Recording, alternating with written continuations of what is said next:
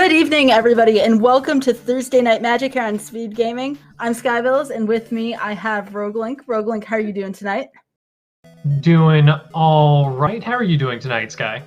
I'm doing pretty well. Been dabbling in a lot of Standard lately, so I'm going to ask you this to get started. What are some of the cards in Theros that just got released that you're looking forward to using, or do you want to engage with? It's gonna be right along with everyone else, but Gary, the Gray Merchant of Asphodel, is always fun to build around. It was actually announced relatively recently that Gary is literally the most purchased card with wild cards ever. Just gotta love that.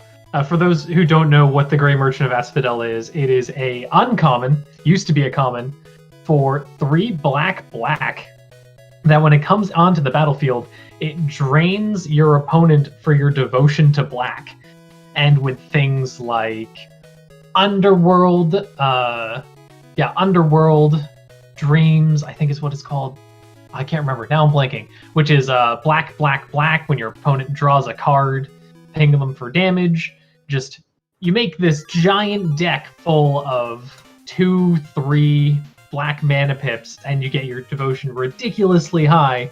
So that deck's super fun to build with. I think my record is Gary for 10 in this format, which is always fun. Yeah, and for those of you who don't know about Gray Merchant, we affectionately call him Gary. I've seen a lot of memes go around that say, hey, if you didn't play with Gary in original Theros, you cannot call it Gary. We'll let that one slide here, I think. But no, Gray Merchant is one of the most, I believe you hit the nail when you said it was the most purchased wild card. And part of the reason is because it's an uncommon. Uncommon wild cards are much easier to come by than others. So that would make perfect sense. So right now, if we're talking about standards, some of the things you're going to be seeing, and this is in the meta. We don't know about Thursday Night Magic here because all of our players always play something very different outside the meta, off the wall. I approve of this. But if you're going to be competing on ladders, especially with your ranks resetting tomorrow, you're going to be seeing a lot of Jeskai Fires. You're going to be seeing a lot of Azorius, Esper Control, and there are many variants to the Esper. We've seen Esper Stacks, and that all that is a bunch of artifacts that draw cards and enchantments now, for this matter, with the Omens. And you have Doom Foretold, and I would definitely say to watch out for Doom Foretold. It is a very dangerous card, but typically Esper Control right now, you see the Doom Foretold, but it's maybe every third Esper deck you'll come across. You'll just see a traditional Esper Control use this Thought Erasure, and did you know Thoughtseize is back, but it costs 2 mana, Roguelink, on the note of control. Yeah, Thoughtseize, always good. I would pay 2 mana for just normal Thoughtseize, honestly. Yeah. So this one is called Agonizing Remorse, but it basically does what Thoughtseize does, except it exiles the card, which is very relevant in Theros, and you only lose the 1 life, whereas, believe, you can correct me if I'm wrong, the original Thoughtseize, you pay 2 life, correct? Yep, it's 2 life for 1 remove a card from opponent's hand. And honestly, especially in this format where escape is a thing and the graveyard is so key, paying that extra mana to exile is huge. Yeah, and the other mechanic that's kind of fed into Escape, I've seen a lot of people use Surveil in order to do that, primarily through Thought Erasure, but there are a couple other cards floating around out there. So you have a lot of controllers out there right now. Simic Flash is still relevant, and remember, with the banning of Veil of Summer, you're going to see a lot of these control decks. And in Best of 3, it's not as much of an issue. You can make those frequent counterspell decks play, but if you're playing in the Best of 1 ladder, that becomes very much a nuisance after a while. You're not going to see as much Gruul. If you're going to see Embercleave at all, it's either going to get attached to a Regisaur. No surprise there, Rakdos is still at large. And you will see it in Mono Red, which it's odd, but I understand why it's there. You're making a lot of creatures using Annex, which is another new card. And Annex states whenever itself or other cards on your side of the field, I believe they may have to be red, are destroyed, you put out a 1/1 satyr that cannot block, which, you know, combos with Cavalcade really nicely. Those decks are still out as well. If it's power 4 or greater, it will make 2 satyrs. So in other words, if you wipe the board, here comes all of these satyrs, and the possibilities are endless for this to go into Mardu. And you know which cards I'm thinking about. Oh, here we go. We have a match going on. We'll talk about that later. We have Clifford versus Seawolf first. I wonder what they're going to be playing. So I know what Clifford's playing, and Seawolf was playing a deck called More Zombies Than AMC. So top tier, nice name there. This is probably going to be a mulligan. I don't know Seawolf's full game plan, but only 2 land. Nope, we're going for it. No. That you don't need that many lands to make this hand go off. Honestly, all Seawolf needs is 1 more.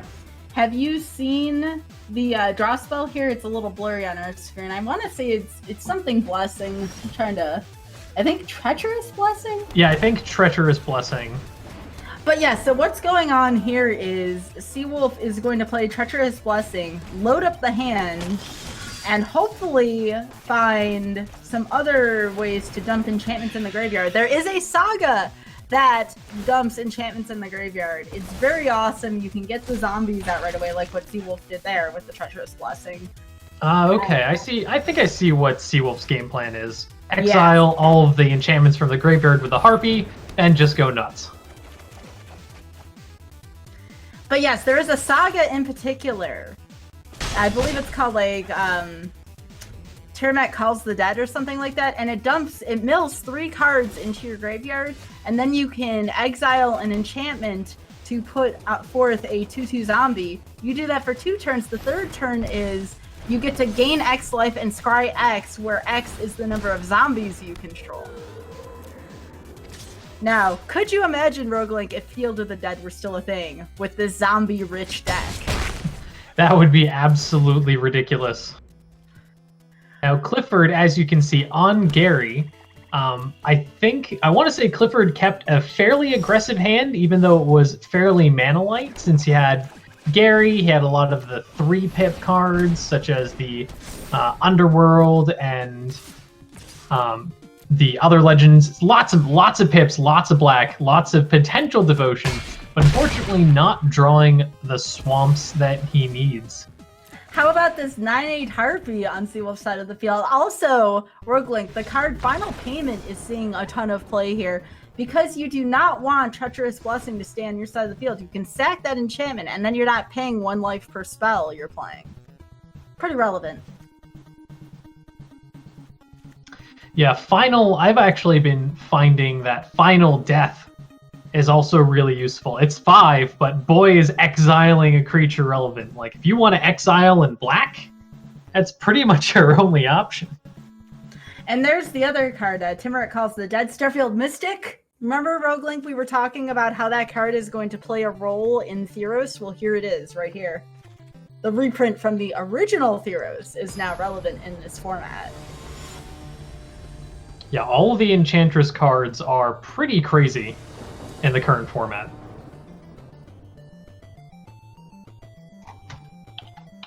All right, so now we're going into game 2 here. Seawolf getting a little land heavy here. Probably will keep it because it has Tiamat Calls the Dead. And this is one of the new 1-drops that everyone has been talking about. Do you know about Alseid of Life's Bounty, Roguelink? Yeah, it's another sort of control-heavy card, preventing your opponents from... Oh no, it's the one that gives protection, isn't it? Yes, it does, and sometimes that protection can come into play when you're looking to finish off your opponent to get a free swing into their life. So, pretty good mid-game too for spot removal. Unfortunately, Seawolf will not be able to stop this potential... Oh, going for Ayara instead. Thought Clifford was going for the sorcery, or sorry, excuse me, the instant attached to Murderous Rider. The name escapes me because you always think of the name, you don't think of the actual name of the spell attached to the adventures. Yeah, Murderous Rider's Adventure. Yes. But fortunately, I can't blame him. You know, the 2/3 is a pretty good body here. But unfortunately, that creature on Seawolf's side is just going to get bigger and bigger and bigger.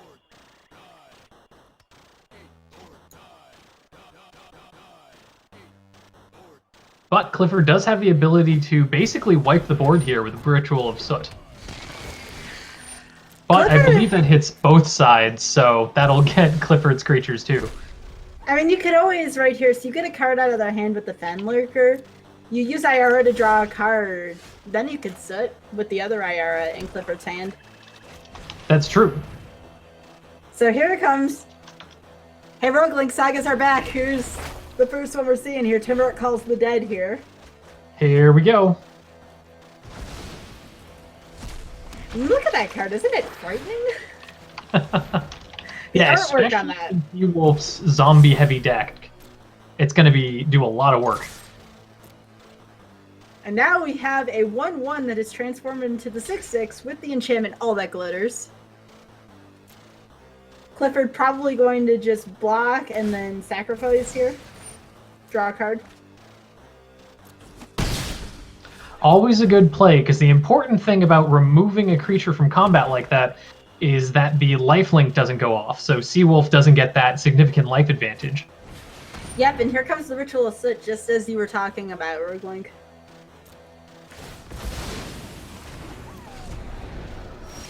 Yeah, Clifford with plenty of backups in hand. Seawolf with not too many cards.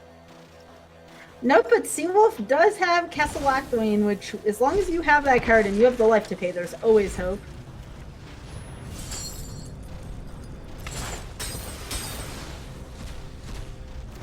Seawolf going with the Sentinel's Eyes here. Escape, such a powerful mechanic, too. Mm-hmm. Oh, there is one of the gods, the new gods are. That is Erebos in Clifford's hand right now. Probably not going to play it quite yet. You want more devotion. And for those of you who do not know what devotion means, as many black symbols as there are on the card, you need 5 of those to animate Erebos from an enchantment into a creature. So if you see something needs devotion, you need that many, in this case, swamp symbols on the field in order to get it to work. Swift End. Okay, now that I see it on the screen, I feel silly for forgetting Ridderous Rider's ability there. Swift End. Seawolf opting to make a token instead, threatening with the Sentinel's Eyes.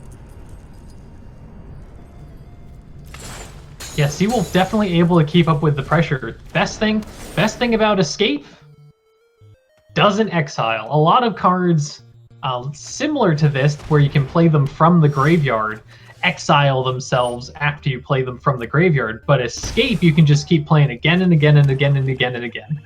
Is Clifford going for double Underworld Dreams into Erebos here? This is exciting. Seawolf, with no way to gain life at this moment, is at the mercy of Underworld Dreams. There's another potent card right here. Legion's End. Clifford probably sided that in to go for the zombies, but hey, works on humans too all the same.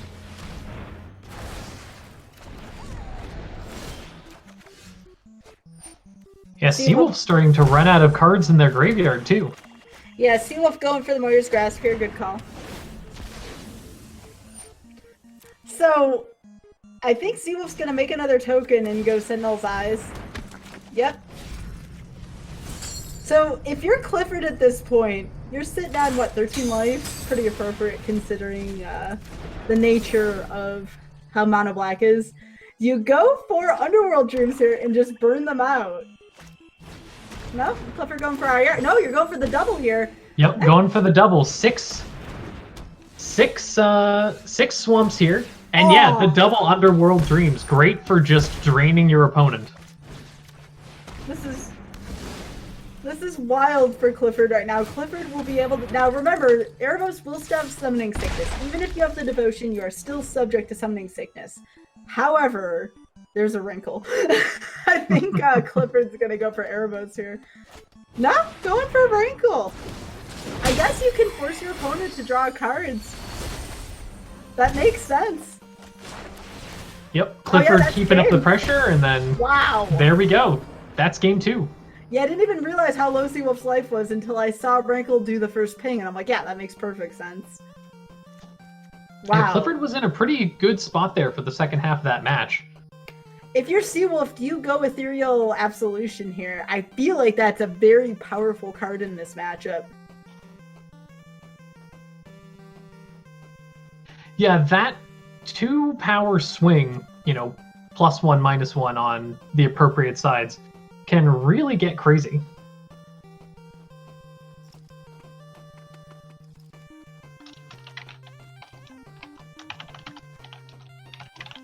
I'm interested to see Seawolf's side deck choices here.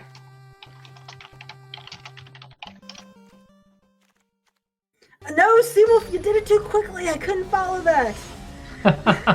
Dang it.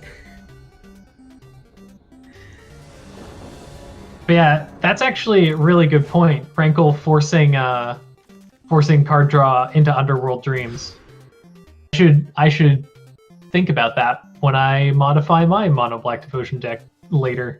So this isn't too bad. You throw back one of the Archons of Sun and Disgrace. Seawolf's got a decent starting hand, provided that Seawolf can draw into Timur Calls the Dead, also with some lands. There's the land. Probably going to go for the Temple here, because why not? Oh, Hateful Eidolon, not bad. So do you know how the way Hateful Eidolon works, Roguelink? Another new card, very powerful uncommon. No, why don't you go ahead? Alright, so Hateful Eidolon has this really awesome combo where if you attach cards like Deadweight or Mire's Grasp to them, enchantments, when their creatures die, you're the one who gets to draw cards because technically those enchantments belong to you, and then that feeds into the synergy with Ephemia or with Timuret Calls the Dead. This whole deck is just synergy, and it's so much fun to watch. Yeah, Black definitely has a lot of very aggressive control enchantments in this in the current standard as well. I don't know how I feel about that term, control enchantments. That sounds dirty. Alright, so Seawolf reloading the field is going to find that it's going to be tough when Clifford uses the second Ritualist Soot. I think we're going to see Ritualist Soot into Duress. Maybe Duress first before making a decision. Duress is really good here, though. Duress is really, really good. Yeah, Duress probably grabbed the Archon, if I had to guess. It has to be a non-creature, unfortunately. Oh, right, it is non-creature. Yes, it is not Thoughtseize, unfortunately. You're still thinking about Old Theros, Roguelink. I can't say I blame you. Old Theros rock. Alright, so Archon, but Clifford, again, will have the answer with Swift End from the adventure half of the Murderous Rider. I remember. Seawolf now down the top decking here. It's a decent top deck. It's a good one. Yeah, Seawolf is Clifford's at a really good spot right now. Where now with 5 swamps, he can start pulling out the Garys. Maybe go with a Rackle first. Maybe a Murderous Rider. Just try to build that Gary up more and more and more. Yeah, Clifford has a lot of life to work with right now, especially with 2 Garys in hand. So, do you get greedy here, and you try to put down the Murderous Rider first into double Gary? Going with the Fen Lurker here, we're going to see Deadweight go away. Yeah, I think with the Fen Lurker, Clifford's pretty free to get that first Gary down, because that's going to Gary for 9. Oh my gosh, that's almost, with the Underworld Dreams, that's going to be almost, oh no, that is just going to be it. Yeah, that's going to be it right there. So we were just talking about Gary, and sure enough, we are definitely going to get to see Gary in action here in this game.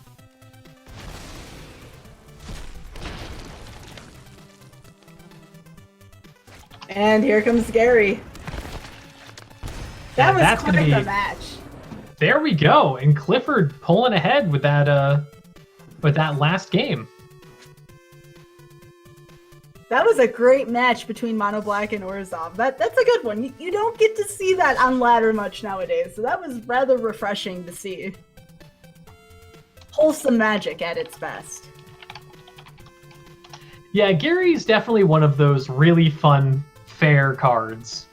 I definitely could see them like pushing Gary. Like, you know what would make Gary amazing? If it was 1 black, black, black, but like a 1/2. That would still get so much play. Let's see what with the pun on this deck. I can't even right now. Oh, Greek lightning. I dig it. Seawolf's like, you may have the game, but I have puns.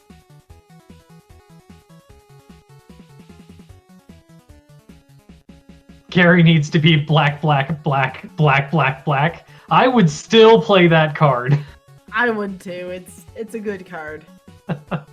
I was talking to Clifford about the Gary deck, and I was saying what we need is a Phyrexian Obliterator reprint, which is black, black, black, black, black for a card that is way too powerful.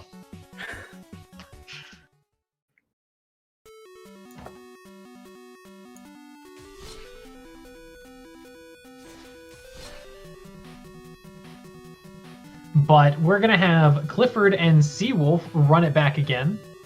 I'm pretty sure Clifford's going to be swapping up his deck. We know Seawolf is going to be switching to this Greek Lightning, which I think I see where this is going. Or at least I hope I see where this is going, because it looks like it's going to be a good time. So it looks like Seawolf's gonna be using mono red. I wonder what Clifford's gonna be using. I don't know what Clifford's second deck is. Very curious to find out, though.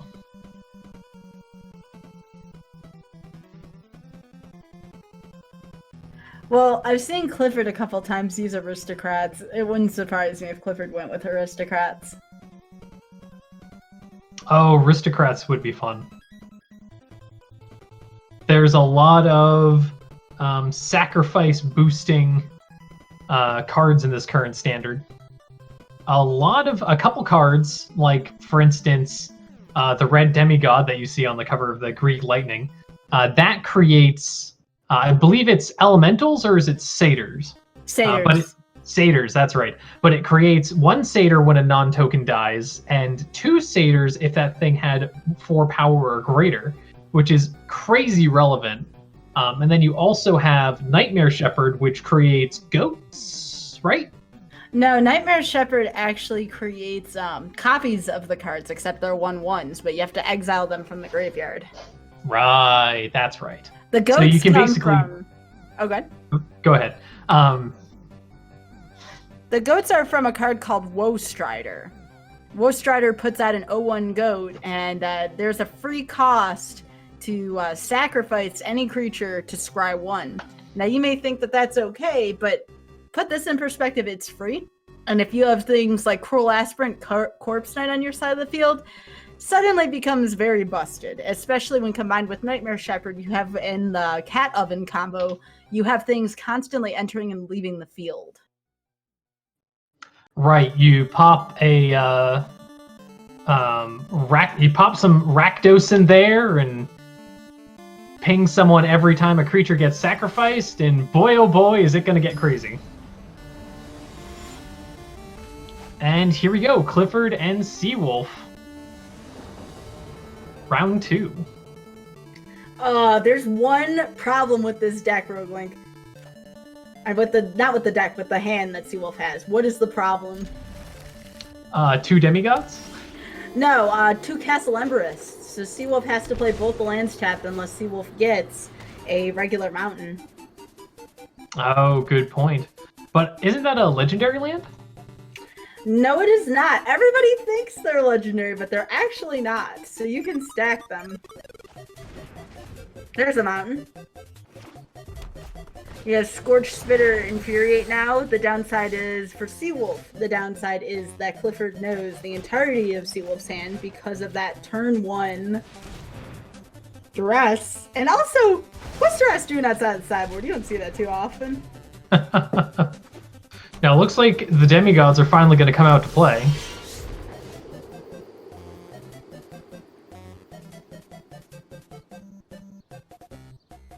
Clifford. And one of my favorite pump spells of the format, Infuriate. Oh, I love the picture on it. Clifford has a loaded hand right now. Roguelink, look at that. 2 Lovestruck Beast against Mono Red. That is a death sentence. Yeah, Clifford. If Clifford can really settle down here, he's gonna. I suspect he's gonna have full control of this game. And going for the block makes sense. Bumped with Infuriate so that you can get double 2 satyrs here. Yep, and then you and can oh no, we got another one. Yep. Oops, all demigods so far. Ooh, look at this. Rankle plus Lovestruck these sorcery side. That's pretty good. A lot of creatures to be able to sacrifice. However, Seawolf also has a lot of creatures to sacrifice.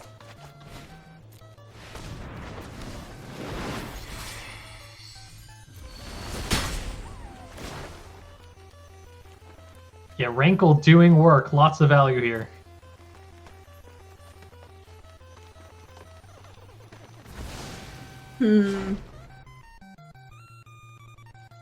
Alright, you definitely pump here with Castle Emberoath.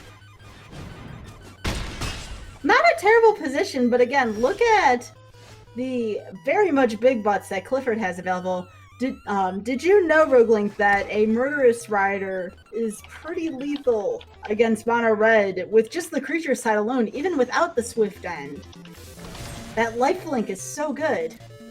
Yeah, lifelink against Mono Red can really put you ahead. Yeah, you go discard here for sure. Ooh, there's a Torbrand for Seawolf right here.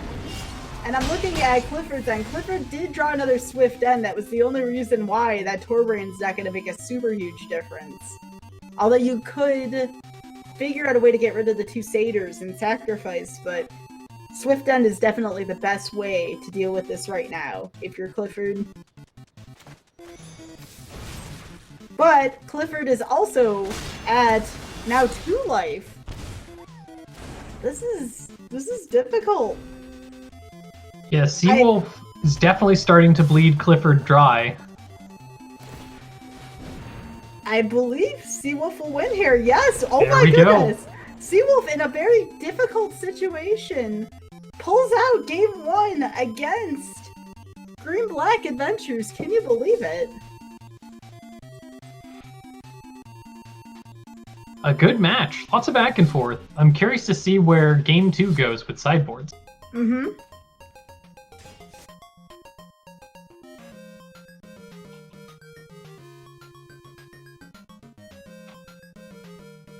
Seems like they forgot to do a tournament match.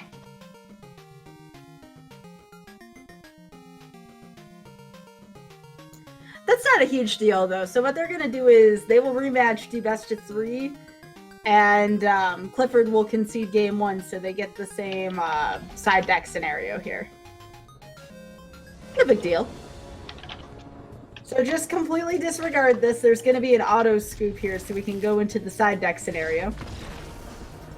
Seawolf with the triple demigod. Don't look. You're never supposed to look. It's like when people mulligan and I tell them in person, don't look at the cards, and they look, and then there's disappointment everywhere. You don't do that, by the way, folks. If you have to mulligan in a tournament, let's say you're at your local, do not look at the top cards of your deck after you mulligan. You'll regret it for one reason or another every single time. Just don't do it. All right? This is a PSA by me. Alright, here we go. Round 2. Everything is where it needs to be.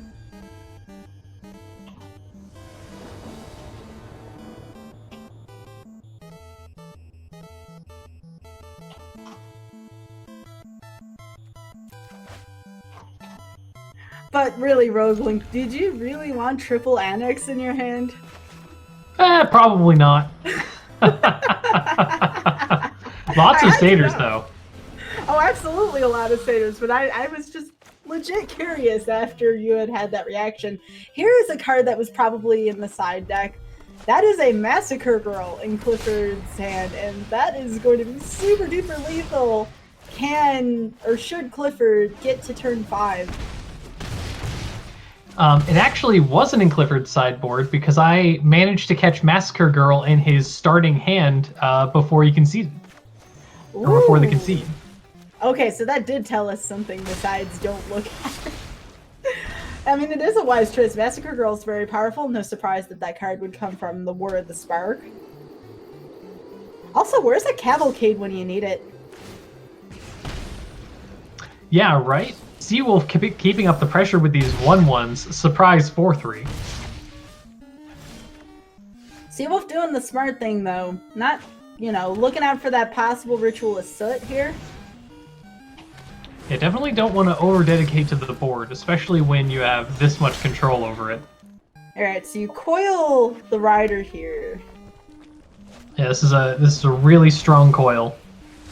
This is gonna be tough, though, because I do not believe Seawolf will have nearly enough yet for lethal. I mean, it's gonna be close, but that Massacre Girl is going to happen, and that could be where Clifford ends up stabilizing. We'll see, but you gotta put out...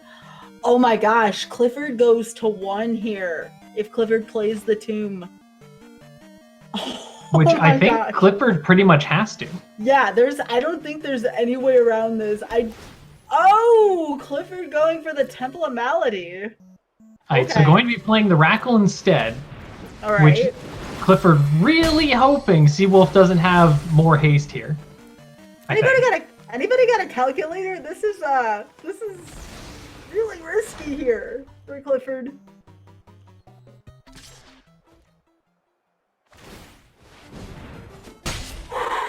Oh my gosh.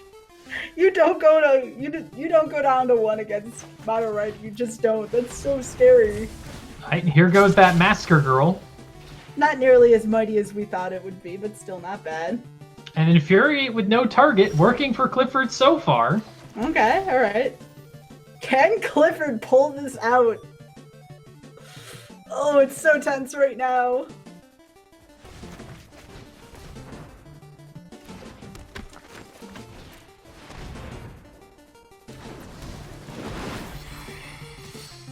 Curious to see what Clifford does here with the Rankle. You discard. You can't True. have the draw. You have to do the discard here, but there's nothing for Clifford to discard, so that works. Seawolf just running into lands right now. Clifford too. True, but Clifford's at least getting scries off of these. Do you swing with Massacre Girl and with Rankle right now? No, just with the Rankle. Honestly, I would probably swing with Rankle and Massacre Girl here and just keep the 1/1. Seawolf with these bad draws. And it looks like that is a Vraska? Yes, that is a Vraska for Clifford. I believe you get rid of a land, I would think. Gain a life, draw a card. Seems logical. Oh my gosh, Clifford's draws aren't too terribly much better than Seawolf's either. Unfortunately, Clifford has the advantage here with a significantly stronger board presence. This match is wild right now. There's the haste, but it's too late. Are you sure? 10th Street Dodger is unblockable. Oh, it's true. Unblockable with Infuriate. That's going to be it. That's it. Seawolf pulled it out through the massive land flood.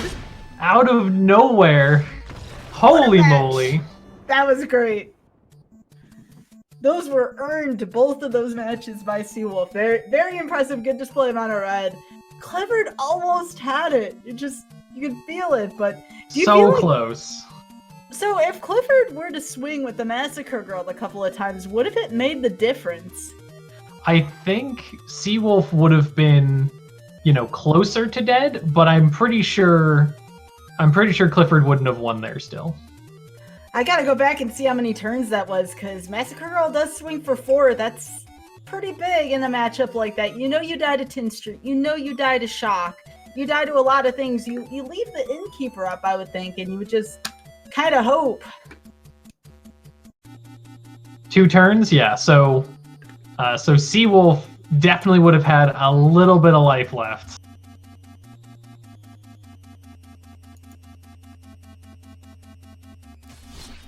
That was close. I mean, it's really hard to make that decision against Mono Red because you know at any point the game could be over. That's really difficult when you're sitting there, you're under the pressure, and I feel like both, if you do swing, you probably lose one way, and if you don't swing like here, you lose a different way. It's one of those you're danged if you do, you're danged if you don't kind of deals. I respect the decisions Clifford made there, but sometimes that's the difference between playing to win and playing to not lose, and both strategies are plausible at times. Just here, playing to not lose would have worked out for Clifford in game 2. Yep, just gotta play to your outs and hope it falls in place. And next up, we're going to be having Seawolf versus Friday. Ooh, so I'm kind of half hoping that Friday goes for Golgari because Friday is a very, very good Golgari player. But at the same time, I want to see what other decks Friday might potentially have. I'll be interested to see what Friday plays here. Yeah, I'm definitely curious to see what Friday is going to be bringing to the table as well. So far, what are your initial reactions? And Roguelink, I will be completely honest with you. And again, I say this all the time. What do you think so far? And I will tell you right now, this is very atypical matchup-wise as to what you would see on the ranked ladder right now. Well, the favorite thing that I've seen so far is Rankle the Force card draw with 2 Underworld Dreams on the battlefield. That is probably my favorite play so far. Yeah, that's probably mine too. I mean, I can't believe you could actually force somebody else to draw like that, have it play into Underworld Dreams, and just making Devotion work in ways that you don't get a chance to see. And again, this is one of the most endearing things about Thursday Night Magic. You get to see those plays. You get to see the creativity. You get to step away from the meta and see what's going on. And it's just one of those things that, if, you know, as a spectator, it keeps me coming back to this type of event because you go on the ladder. Oh yeah, there's Esper versus Azurus. We're gonna sit here like a chess match. Here, like, you have creatures interacting. You have all these different scenarios and combinations of things. That's awesome. So Seawolf here going for a, we'll call it commentator's favorite with Roguelink here, going Mardu. And Friday going with Golgari. So these are 2 very typical things that you would see these 2 players do. I've seen Seawolf play Seawolf plays a little bit of everything, but Friday very much goes for the Golgari, and why not? If that's your strength, go for it. Also, look at the swamp on Friday's side of the field, Roguelink. Oh yeah, I love the new Theros lands. They're absolutely fantastic. I believe if you buy a certain Planeswalker deck in paper, it gives you the whole deck available. Ooh, no food there for the goose because of Hushbringer, by the way. Yep, that is correct, and that is currently the only way you can get those special Theros lands in Arena, which hopefully they open it up to an event or something, because those Theros lands might beat out my Rebecca Gway lands for the lands that I use in all of my decks. So, Roguelink, what do you think about that 6/6 there on turn 2 from Seawolf? Did you see it? It's pretty beefy. So the 6/6 was able to be planted there because of Hushbringer's special ability. The escape mechanic doesn't exactly kick in. Those giants say you have to play them, and then they go to the graveyard, and then you have to use escape. Well, because of the way Hushbringer works, that enter the battlefield effect did not happen for the 6/6. So 6/6 on turn, I guess it'd be turn 3 because Seawolf didn't draw another land at that point. Yep, turn 3 6/6, but totally worth it. All of the big effects come in when it swings. Kroxa right here.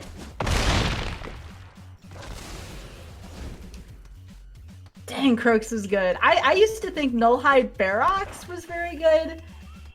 I don't know anymore with that combination with Croaksis.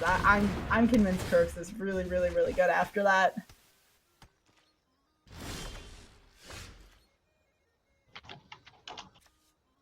All right, so Yeah, I definitely, like, you know me, I've been playing a lot of Rakdos lately. I definitely want to do some shenanigans with Kroxa, and when you're doing Kroxa plus Hushbringer is Mardu, and you know how I feel about Mardu. Oh yeah.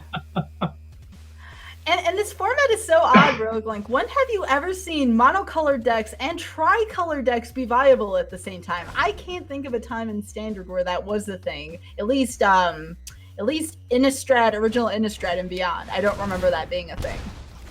Well, we've had 2 sets in a row with really strong monocolored themes between Theros and Throne of Eldraine, so the monocolored decks have gotten quite a bit of power under their belts. Friday's deck being the very definition of mid-range, which you don't see a lot of those anymore. Did you see that Vraska combo with Treacherous Blessing? That's amazing. You gain a life and you get rid of the burden of paying a life every single time you play a spell. It's really good.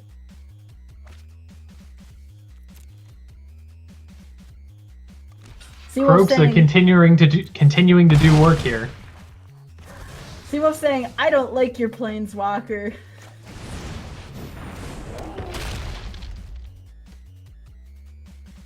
Ooh, Revival Revenge on Friday's side. Now, I wonder if Friday has the potential to play the revenge part, or if that's just simply for Revival. It seems fortune favors you. It seems like Friday is going to be going for the Revival side. Oh, nope, discarded? Oh, no, yep, it's the Revival side. for Woe Strider? I mean, that's pretty good combo there, too. Well, you're going to get some extra blockers, you're going to dig through your deck a little bit. I can definitely see that line.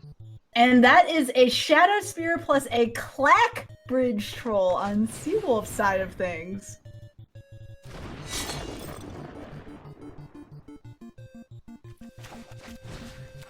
Oh, Roguelink, I didn't even think about this. Hushbringer plus Clack Bridge. They don't get the goats. Oh, that's a good point. Oh my gosh.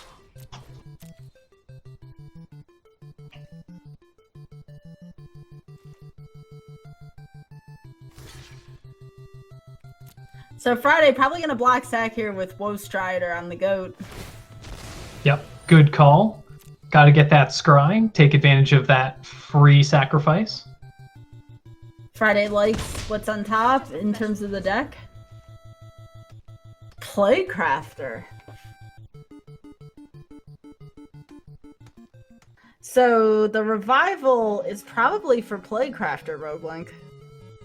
Yeah, that makes sense. Plus, with 2 creatures on Seawolf's board and 2 bits of control, that Plaguecrafter is definitely going to help clear up the board. I wonder if Elspeth's Nightmare is in Seawolf's sideboard, and vice versa for Friday here. Something I'm interested to see once we're between games.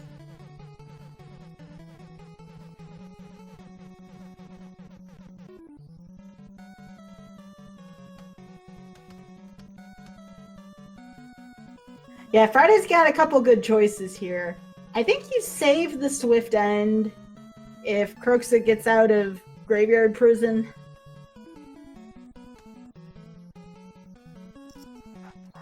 If you go with Playcrafter, though, all you're getting off their side of the field is a 1/1. So Friday's saving that Swift End for a rainy day.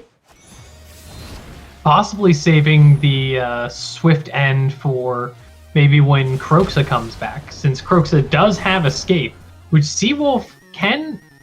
no, Seawolf can't pay for it, actually. Needs a second red source. Ooh, Friday going to pay 4 here to kill Bonecrusher Giant. 2 for the cost of the spell, 2 for targeting Bonecrusher Giant. That is a hefty price to pay. Pathetic. Seawolf going for the Hushbringer again. Good choice.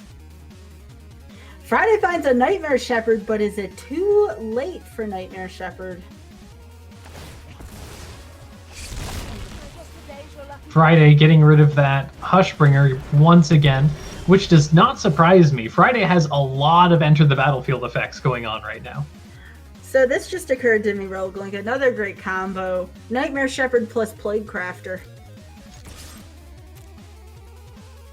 Oh yeah, that's going to be really strong. Of course, to be fair, any sort of sack outlet is significantly more powerful with a Nightmare Shepherd. The tide might be changing here. Friday's going to take out 2 creatures on Seawolf's side of the field, probably the Order of Midnight, and as we just saw, here comes Plaguecrafter again. You sack the Order of Midnight here. Wow. Nightmare Shepherd plus Plaguecrafter really is something. There's another Hushbringer for Seawolf and a Swift End. The tide's gonna change again here. Seawolf equipping that spear. Probably going to use the Murderous Rider to take out that Shepherd real soon.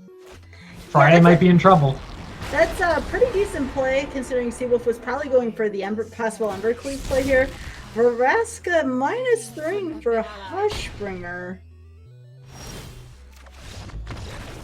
Oh, and that's going to call it. Probably because of the menace on the Stormfist Crusader there. That's true. Friday wouldn't have been able to block it regardless. I Now, wish I let's could see. see. Yeah, I want to see Friday's side deck. So no Elspeth's Nightmare here in Seawolf's side deck. Lots of ways to get your opponent, the opponent to sacrifice their creatures, though. So even more aggressive sack outlets here.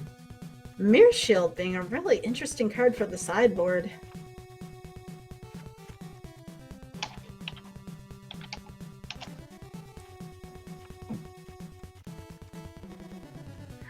Deafening Silence. That had never even occurred. Did Seawolf bring in one of the Deafening Silence?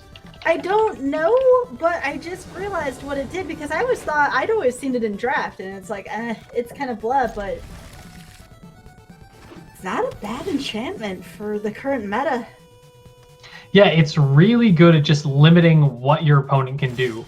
I imagine if you're playing a sort of Orzhov deck, or a sort of Orzhov Death and Taxes sort of thing, you definitely want a Deafening Silence, and you definitely want an Underworld Dreams, and that would just be ridiculous against control from your sideboard. Yeah. So Seawolf again pulling the Hushbringer turn 2, but no more lands right now for Seawolf. I wonder what kind of implications that's going to have.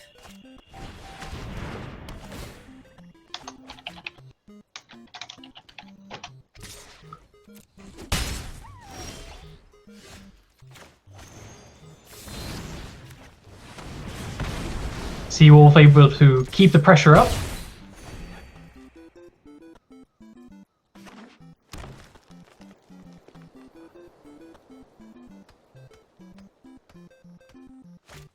Let's see, seems like Friday was thinking about taking out that Hushbringer as soon as possible, but opting to go with the Shepherd instead.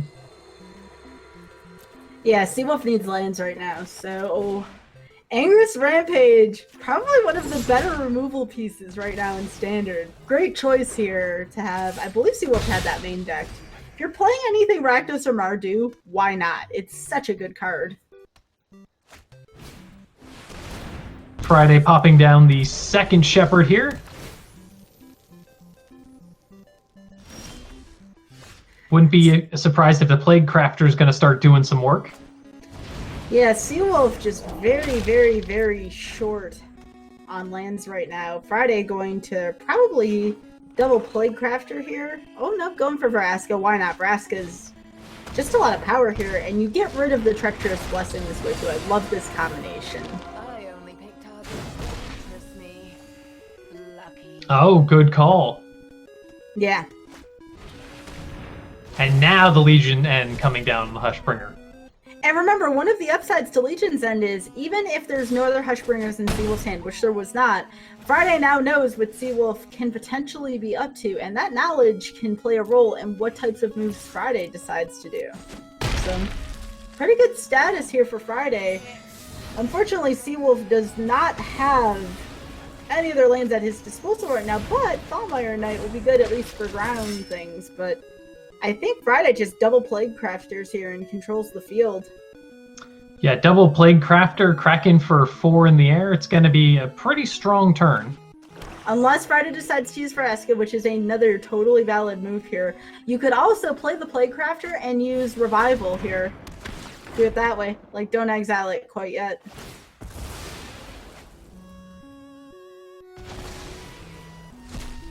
Friday going for the exile here. That's reasonable. There's more than one Plague Crafter in the deck, I'm sure. Alright, Friday going for Vraska here. A lot of lands on Friday's side, so might as well put them to good use. Another Shepherd. Yeah, I believe that's the third one at this point. Now, Shepherd always makes clones, right? So if you have 2 Shepherds, you get 2 copies? I don't think that's the way it works. I think one of the only potential synergies I can see from having double Shepherd on the field is you might be able to sack one Shepherd for another Shepherd, but I'm not entirely sure how that works. I never seen more than one on the field at once unless the opponent was just winning the game by swinging for 8. Yeah, taking a closer look at it, since you have to exile the target creature, if it's already exiled, you can't make another copy. So if you have 2 Nightmare Shepherds, you don't get to double up. I was wondering if it would be like a Plague, not a Pack Rat situation where it was a copy of Pack Rats.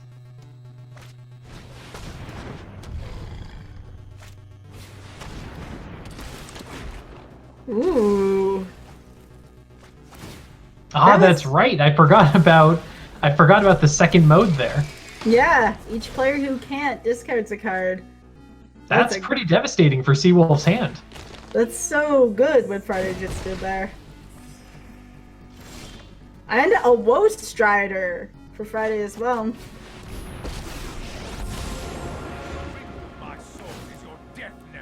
Alright, what do you get from Soren? Just Rankle, I guess?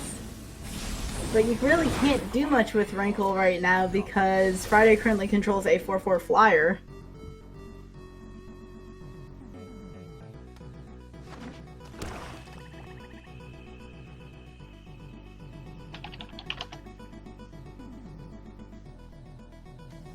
Yeah, and unfortunately, the trigger for Rankle is when Rankle connects. It's not when Rankle attacks. So it's not like Seawolf would be able to swing in and get Friday to sacrifice the Shepherd. Accept me.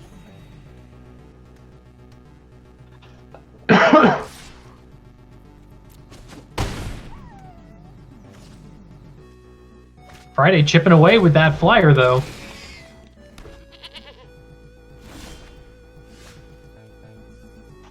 Alright, that is a Scorching Dragonfire here for Seawolf. Still down lands, but Seawolf is not giving up here.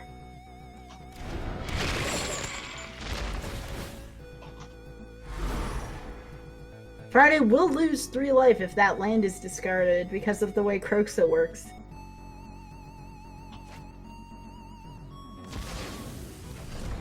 Now, fortunately, this time, Seawolf will have plenty of cards to exile, and does have the double black, double red to get Croxa back onto the battlefield with Escape.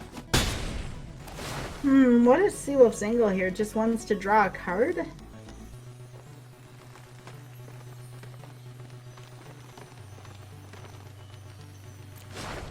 No, Seawolf just wanted to deal 3 damage.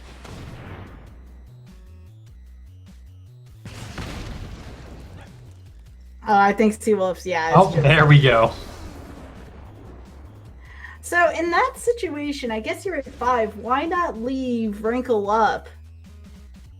And then maybe block for Scorching Dragonfire there, because I believe Vraska's ability, is it mana cost 3 or greater or 4 or greater? I want to say it's 3.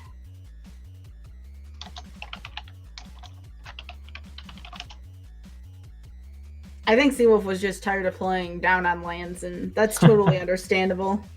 It is 3 or less. So the Deafening Silence card, Roguelink, that was not sided in here. Would you side it in this scenario? Here probably not, because Friday's getting a lot of benefit from creature enter the battlefield effects. So limiting the number of... I honestly don't think Friday was playing more than one non-creature spell a turn, so I don't think the Hush would have done anything in this particular matchup. I wonder how many lands Seawolf is playing with right now, because we're not seeing a lot, and there's only 2 here to start. Gotta open with that Hushbringer. Oh, absolutely. It stops Plaguecrafter. Stops lots of things.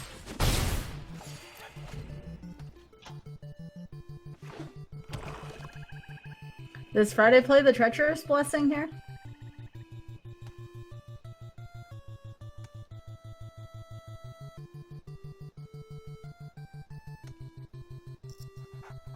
I don't know, how badly do you want to draw cards here? I probably wouldn't play it here. Just wait till the next turn, get the land, and let the Shepherd and Plaguecrafter do some work.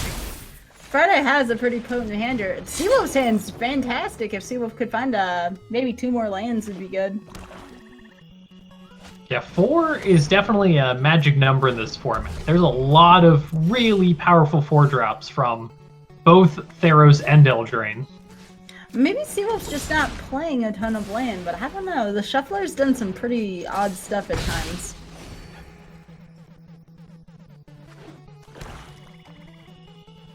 Friday is going to have some pretty powerful plays here, though. I'm thinking Shepherd on 4, Crafter on 5, and then Liliana on 6. Bam, bam, bam. Seawolf's got the removal. He just needs to draw some lands.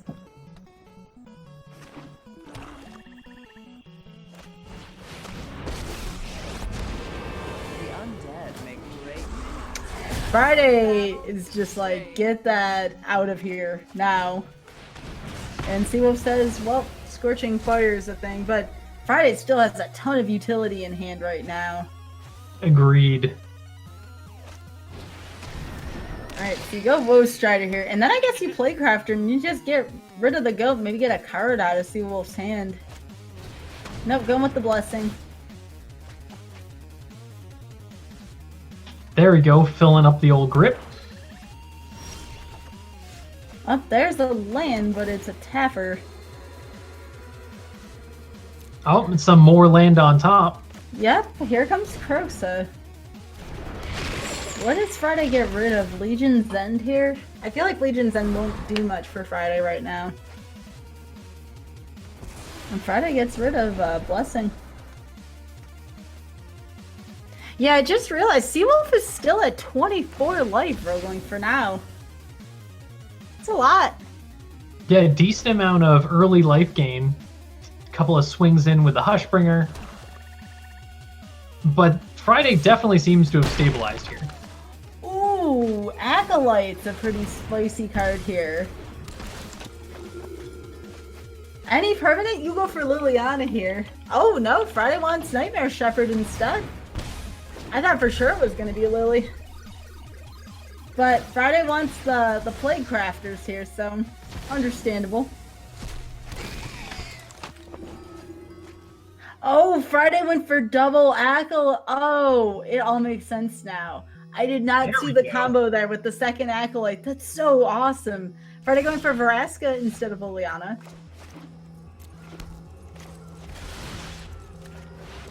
Theo says, no, I don't want any more Nightmare Shepherd in my life. So I have a question there, Roguelink. Do you wait for your opponent's turn to play that Mortify?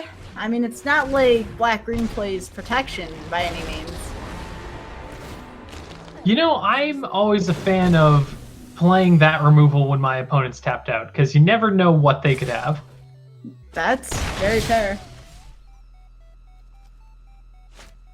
Here's another Nightmare Shepherd for Friday. Friday's been drawing a lot of cards, so got to see all of them. I feel like Friday has pretty much constantly had a Nightmare Shepherd on. Oh, yeah. For every one Seawolf destroys, 2 more grow in its place. Friday making a pretty good dent in Seawolf's life right now. And there is another Liliana for Friday. You want to talk about drawing cards? This'll do it. Remember, when Playcrafter happens, every single time Friday sacrifices a creature, Friday will get to draw a card. And possibly scry, depending on if Friday is looking for something with Woe Strider. This is so good. They were allowed a servant anyway. Yeah, Liliana is definitely in a position to take over this game now. It's so, and I can't stress this enough. It is so cool to see board states like this. Typically in Standard right now, you see counter, counter, counter, Nissa, or counter, counter, counter, Dream Trawler. We're actually seeing board states from both players here, which is so cool. Yeah, we certainly have a wide variety of brewers here at Thursday Night Magic. Yeah, and if you all would like to play at some point, please let us know. We do have a Discord where we organize community nights such as this.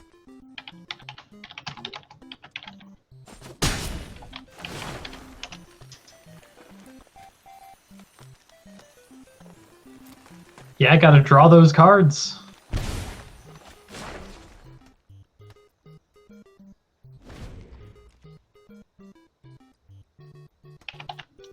Seawolf attempting to go for the Hushbringer Croxa combo. However, Croxa's already in the graveyard, so maybe Seawolf's just going to revive it using Escape.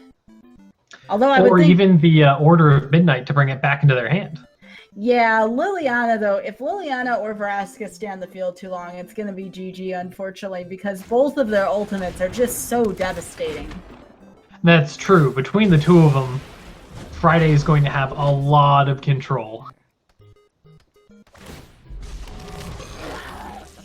Rise and shine. Friday here just showing everybody, hey, Golgari, you get a lot of death and decay, but with that comes draw, especially with the help of Vraska and Liliana. And again, this is Friday's wheelhouse here. You have all the best Golgari has to offer here, and Friday just finding all of these different combinations of things that work. The Playcrafter Nightmare Shepherd in particular is so good because of that second line that makes your opponent discard. Alright, the big Titan's coming back. Seawolf sacrificing most of the graveyard here. But will it be enough?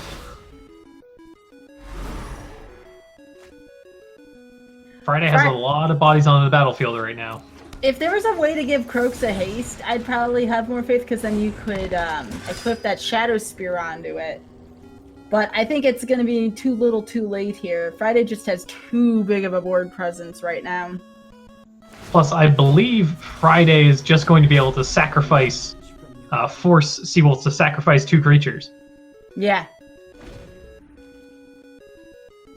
And there's the Nightmare Shepherd. Oh, and Legion's End on the Titan. That's going to be rough.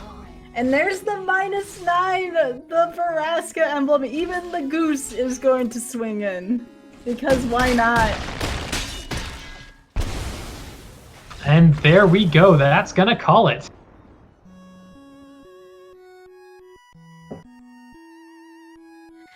Seawolf saw a combined total of 8 to 9 lands between both games. It's not a lot over 2 games. Yeah, unfortunately, Seawolf getting the land a little too late in most of those games. But still, I feel like all 3 of the games in that match had a lot of back and forth. Lots of back and forth all night, honestly.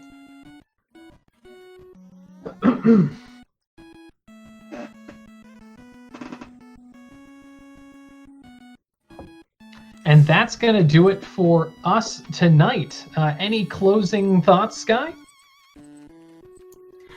Don't be afraid to brew, especially if you're not playing for like the qualifiers or anything like that. It's really cool and refreshing to see people come up with these ideas, these combinations of things. That's how we get out of the same old meta. So keep brewing and show us what you can do with Eros, and just maybe the meta might shift a little bit. We'll see. How about you, Roguelink? Yeah, definitely go all in on these crazy new Theros strategies. There's a lot of powerful cards. There's a lot of powerful mechanics. Have a good time brewing, and be sure to join us on the Discord. And next week, we're going to be doing Brawl with the new format. So that's going to be fun.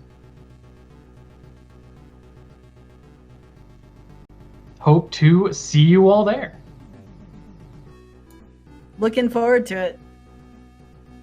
Goodbye, everybody. Take care, everyone.